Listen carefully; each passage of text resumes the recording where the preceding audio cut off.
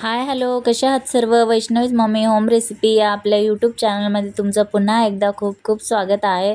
तर आज मी माझ्या आईकडे आलेली आहे. तर इकडे माझ्या आईने आहे ना खूप छान अशी रेसिपी बनवलेली आहे. तुम्ही बघू शकता कलिजा फ्राय. तर चला तुमच्यासोबत पण शेअर करते. इकडे आपण कलिजा घेतलेला आहे, स्वच्छ धुवून घ्यायचं आणि एका पातेल्यामध्ये हळद आणि मीठ टाकून पाणी उकळून घ्यायचं आणि त्यामध्ये हे धुतलेलं स्वच्छ कलिजा आहे ना 5 ते 10 मिनिटं आहे ना छानपैकी उकडून घ्यायचा, असा म्हणजे वाफवून घ्यायचा. हे बघा अशा प्रकारे माझी आई खूप छान बनवते. तुम्ही एकदा तिची रेसिपी आहे ना नक्की ट्राय करून पहा. आणि चाळणीमध्ये आहे ना हे असं पाणी गाळून घ्यायचं आणि स्वच्छ आहे ना व्यवस्थित असं निथळून घ्यायचं पाणी. एका कढईमध्ये आहे ना 1 ते 1.5 चमचा तेल टाकायचं. तेल टाकून झाल्याच्या नंतर त्यामध्ये आहे ना आपण जिरं टाकायचं थोडंसं. जिरं टाकून झाल्याच्या नंतर त्यामध्ये कढीपत्ता टाकायचा आणि थोडासा कांदा टाकायचा, मिरची टाकायची आणि सर्व व्यवस्थित मिक्स करून घ्यायचं. हे बघा अशा प्रकारे कांदा आहे ना छानपैकी लाल झाला पाहिजे. त्यानंतर आले लसूणची पेस्ट यामध्ये ॲड करायची. आले लसूणची पेस्ट पण व्यवस्थित मिक्स करून घ्यायची. हे बघा अशा प्रकारे छानपैकी असं मिक्स करून झाल्याच्या नंतर सर्व आहे ना छान हलवून घ्यायचं. हलवल्याच्या नंतर त्यामध्ये चवीनुसार मीठ ॲड करायचं आणि थोडीशी हळद टाकायची आणि लाल तिखट टाकायचं चवीनुसार. म्हणजे तुम्हाला जास्त तिखट हवा असेल तर त्यानुसार. शक्यतो तिखटच बनवा कारण ते तिखटच छान लागतं खायला.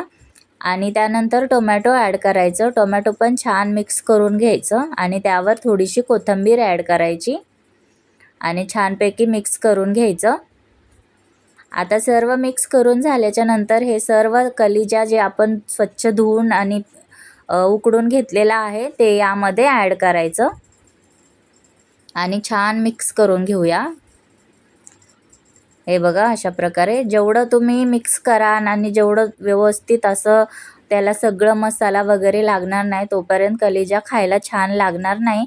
तर यावर आपण झाकण ठेवूया आणि 5 ते 10 मिनिटे आपण वाफ काढून घेऊ. परत व्यवस्थित मिक्स करून घ्यायचं आणि त्यानंतर त्यावर थोडासा चिकन मसाला ॲड करायचा आणि त्यानंतर थोडंसं आहे ना धने पावडर ॲड करायची आणि सर्व व्यवस्थित मिक्स करायचं. गॅस थोडासा बारीक ठेवू शकता तुम्ही या प्रोसेसला कारण यामध्ये पाणी नाही टाकत, त्यामुळे झाकण ठेवायचं आणि 5 ते 10 मिनिटं परत आहे ना मिक्स करून घेऊया झाकण काढून. हे बघा अशा प्रकारे आणि त्यावर आहे ना मेन लिंबू पिळायचं. लिंबूमुळे आहे ना खूप छान टेस्ट येते.